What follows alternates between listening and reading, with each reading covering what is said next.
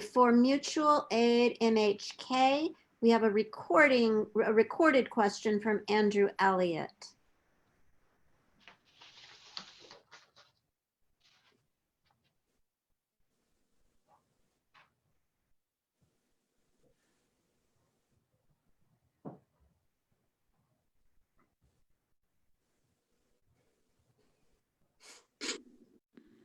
Good evening. My name is Andrew Elliott, and I represent Mutual Aid MHK. I volunteer on our coordination team, a role that has me interacting with folks in our community who are reaching out to find support through mutual aid. And very often, that has me encountering the devastating inequities that our community's most marginalized members experience. I'm going to share with you a story to illustrate the kinds of circumstances that we're seeing on a regular basis. This is from someone who recently requested support from Mutual Aid MHK, and to protect their privacy, I'll be referring to them with a pseudonym. A few months into the pandemic, John was let go from his job in retail due to ongoing shutdowns. As of September, he still hasn't received any unemployment benefits. He's behind on virtually all of his bills, and he's exhausted everything he has in savings. John is the father of 2 small infants. He shared that he's worried that he and his family will no longer be able to afford housing, put food on the table, or secure basic necessities like diapers. John has continued to look for work, but he's had no success. And I'd like to tell you that John sits in the extreme of what we see in mutual aid, or that his circumstances are rare.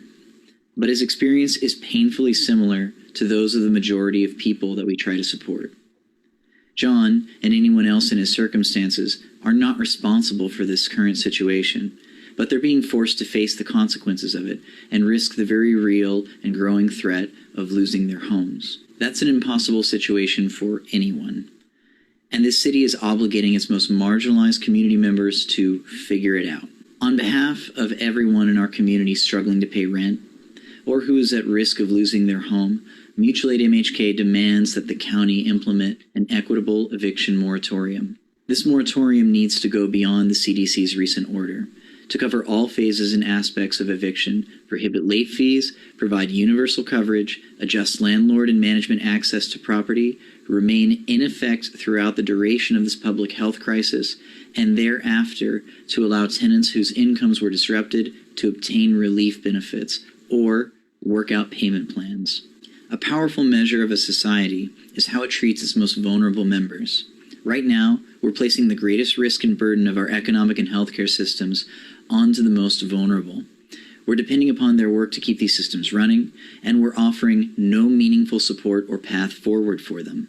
This is morally and ethically reprehensible.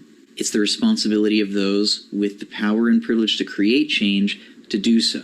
So, I ask each of you, will you be a champion for our community's growing number of vulnerable and marginalized community members whose ability to pay rent has been impacted by the COVID-19 pandemic?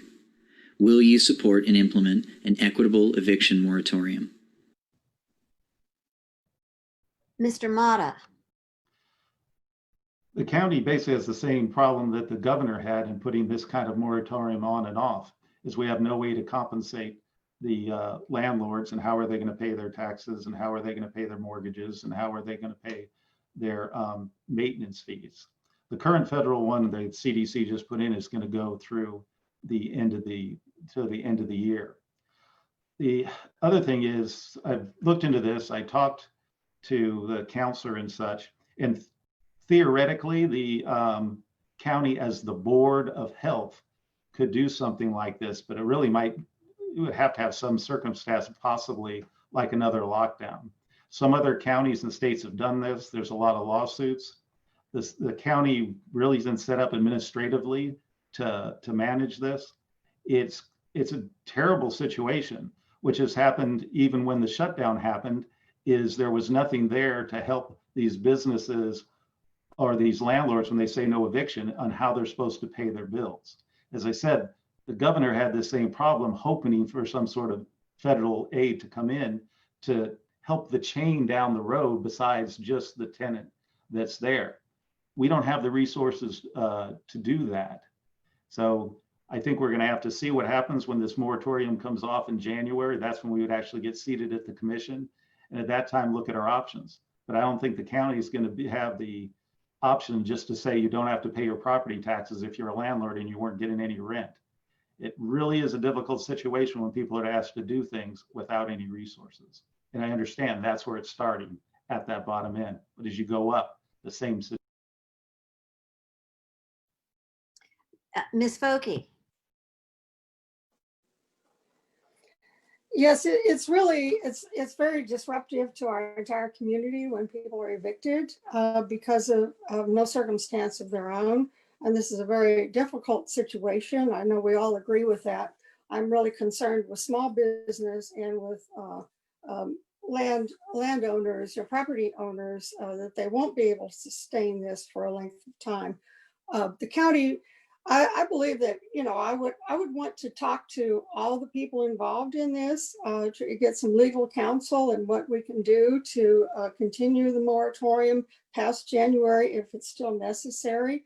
But we have to take everybody's thoughts and economic situation into consideration before we put more moratoriums on people. The county is very financially sound at this point. I don't know why we can't come to some sort of agreement to help out some people, short-term loans, you know, if we don't get the help from the state or the federal government. Now, there is quite a bit of COVID CARE Act money available, and hopefully in the next phase or two, there will be help for renters and property owners.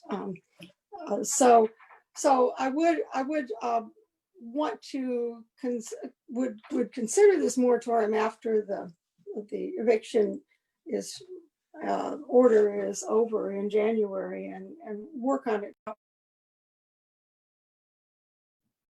Mr. McKinley?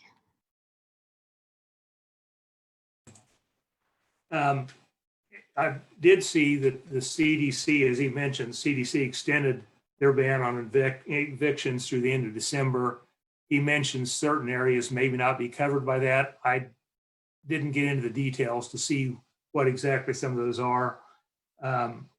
There are, as others have mentioned, I understand the problems of renters not being able to pay rent, but on the landlords, there are some large ones that maybe can absorb a few places not paying rent, but there are also a lot of small owners within Manhattan area that they have just a couple of rental units that they use for extra income.